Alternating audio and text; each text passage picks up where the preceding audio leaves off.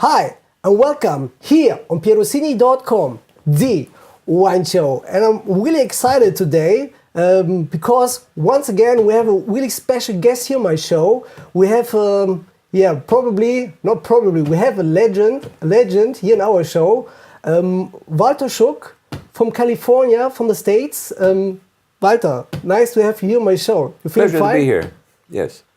Well, I think we could spend, now more than 3 hours talking about your life because, I mean, it's full of story, history. You've come from, originally, you are from Germany? Yes, I'm from Germany, from Assmannshausen on the Rhine. Okay, and there where everything started for you, That's correct. Yeah? My father was the manager of Staatsweingut Assmannshausen. Quite famous? Since 1925, so I was born and raised there. And as they would say in German, with Woi gedaft. Okay. you grew up in the Rheingau, in Staatsdomäne Assmannshausen. You used to work also there. But yes. Please, can you tell us something about your life? How did you, because you're now the owner of Schug Winery. Yeah. You are still the winemaker. I don't know if you're still involved in the wine-making process, but just tell us everything. Oh, okay. They're greedy outside. Yeah. Well, obviously, when you grow up in a family of winemaking, then it becomes automatic that you learn about it, you're exposed to it.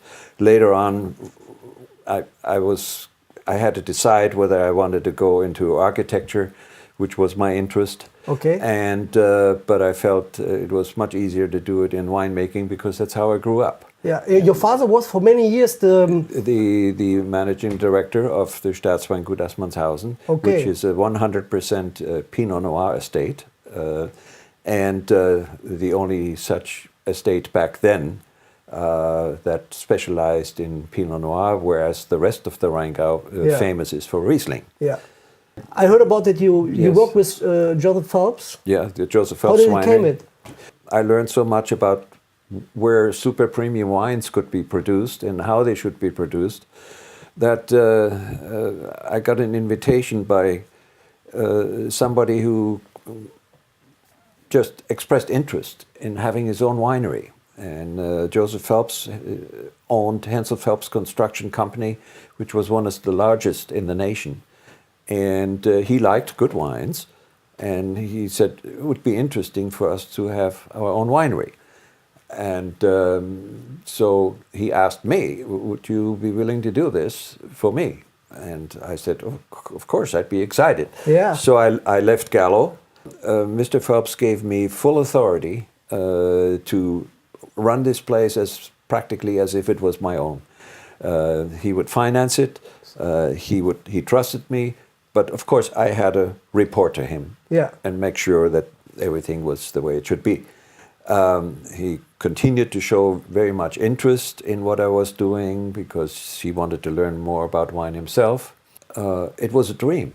Yeah. Now, a nice opportunity, right? Yes. Yeah. What you got to remember, the wine industry was just a rebirth of American wine. And for instance, when I came to Napa Valley, there were 26 wineries that kind of had survived prohibition and were coming back to life. Now, just in Napa Valley alone, there's over 350 wineries. So what was the idea of, the aims of Joseph Phelps? Like, he wanted to produce, can imagine, high quality wines? Absolutely. Yeah. It had to be the best. And he wanted me to focus on Cabernet Sauvignon and Chardonnay.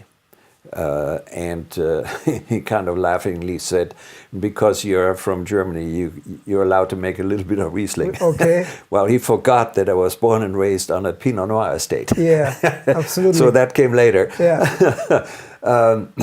But one thing, as I said, because of prohibition, there were a lot of poor grapes being grown, and the superior grapes were hard to be found. They were still new vineyards being planted. So it was very hard to get Cabernet Sauvignon, to get Chardonnay.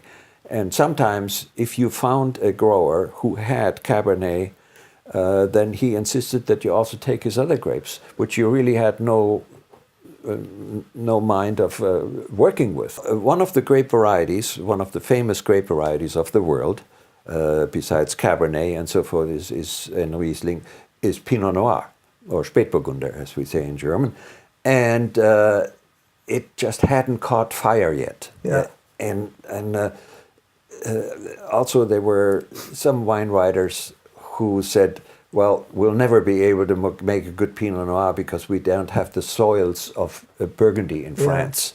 Well, that's a bunch of baloney. Phonetics, yeah. Yes. I, having been raised in Assmannshausen, we don't have the soils of Burgundy, and yet Assmannshausen can make a super fine Pinot Noir. Yeah. Okay, so nobody could give me those stories. But we did have a little bit of Pinot Noir that we had to take at Phelps in order to get somebody else's Cabernet. The grower said, you want this? You got to take that too. Now, Pinot Noir was hard to sell because the public was not quite ready to accept it. Didn't matter whether the Pinot Noir was good. They just were told, now don't let yourself be seen with it. Okay. The Pinot Noir, which the consumer was not ready to accept, even though it was good, became a problem. And so one day Mr. Phelps said, Walter, we've tried long enough, let's just not do it anymore. Of course, that broke my heart. It was one of my favorite varieties. Yeah. And so I asked him whether he would allow me to make that same lot of wine that we were talking about under my own name. And he was nice enough to say, okay, I know you love it, go ahead. And I did that for about 3 years, still doing all my work at Phelps, and made this little bit of wine at the Phelps Winery, but now no longer with the Phelps label, but my own label. And I must admit, I too had trouble selling that wine. It was of exceptional quality, but the general public just was not ready for it. So I understood right that the winery is now based in Sonoma. It's based in Sonoma. Which is Sonoma, which is more open to the Pacific than the Napa Valley, right? That's correct. Yeah, that's correct. So it's cooler. It's not so. We have fog in the morning, and Pinot Noir does not like the heat that Cabernet does not mind. We are growing grapes in a wine region that is called Carneros. Carneros, coming from an old name of Rincon de los Carneros, Valley of the Sheep. Okay. And we have a lot of colleagues there that have developed it. There are a lot of well-known estates there now. There are a lot of French champagne houses who established there, because also for champagne you need Pinot Noir, you need Chardonnay, and it needs to be cool grown. So we have cool nights.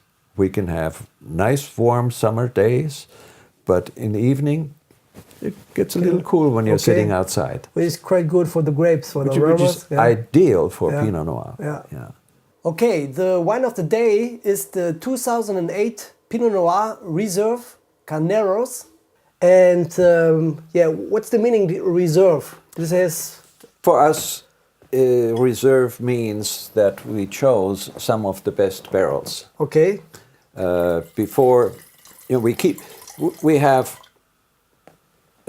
several sources of Pinot Noir, several blocks, several clones, and we keep them all separate while they're aging in barrel. Yeah. They're not blended until they're getting ready to be bottled. Okay.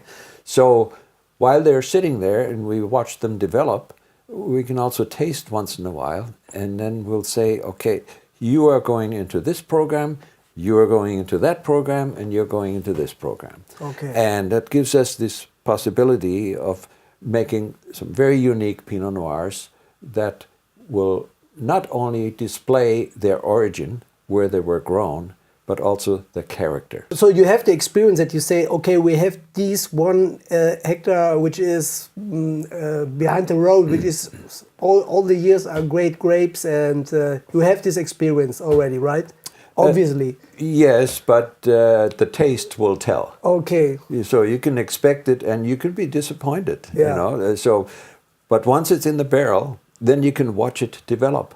Okay. And then you can take your chalk marks and you can say on the barrel, you know, you and you will go into this blend, and you and you will go into that blend. Okay. And that's the wonderful opportunity. So after we've made that decision, we blend these barrels together and then put them back into barrels and give them another 3-4 months. So this wine will come to market a year later than our other Pinot Noir because it needs more development. Yeah, okay. Yeah. Well, nice perfume, nice nose. Well,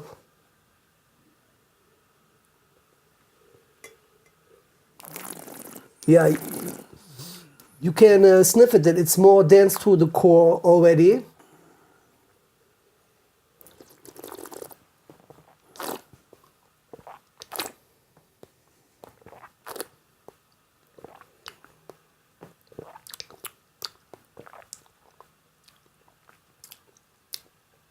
Yeah, good.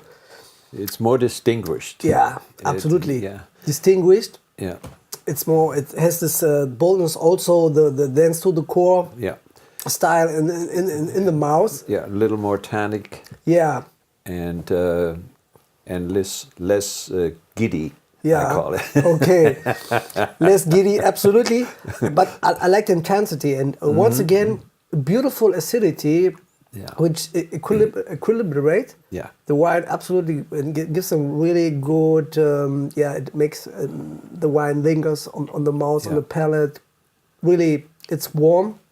It's not that heavy one. Once again, it's slim, but it has boldness. Yes. Great wine once again. Yeah, and these 5 to 10 years in bottle even make it warmer and longer lasting. Let me ask you one final question. Do you can say that you prefer more Burgundy Pinot Noir, or do you prefer more like German Spätburgunder, or do you say, oh, it's so different to say that in the high quality range it's so? Yeah, I don't think we compare them, or I don't think we should even compare them. They all have their own unique character. Why should one taste the same as the other? Yeah, it doesn't make any sense to compare one against the other. It's like talking to your wonderful friends. You like all of them, and none are the same. Yeah, and so I think it's ridiculous for some people to say, well, only Burgundy can make good Pinot Noir, or only Oregon. Yeah. Oregon can make good Pinot Noir, but they have more weather problems than we do in California. Yeah. So in California we can make it almost every year. Yeah. In Oregon you can be surprised by having too much rain, and so every wine is unique, right? Yeah. I mean, I don't want to ask you how old you are, but you seem to be really young, typical vigneron style, which is really, really young face, and I wish you everything, happiness, Thank you.